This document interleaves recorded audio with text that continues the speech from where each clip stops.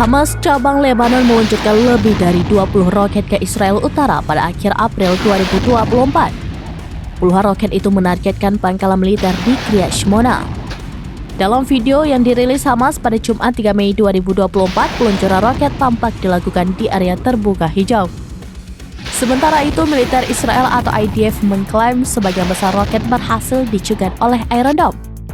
Sisanya mendarat di area terbuka dan tidak menimbulkan korban. Menurut pasukan pertahanan Israel, sekitar 20 roket telah melintasi perbatasan dalam serangan tersebut.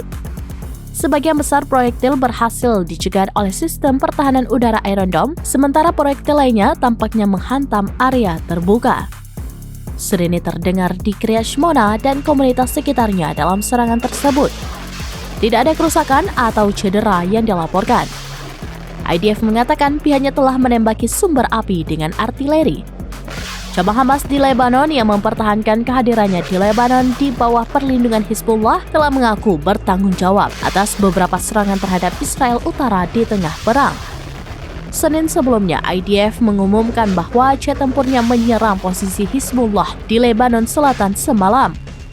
Lokasi tersebut termasuk infrastruktur di Jabal Blat dan beberapa bangunan yang digunakan oleh kelompok teror di Marwahin menurut militer.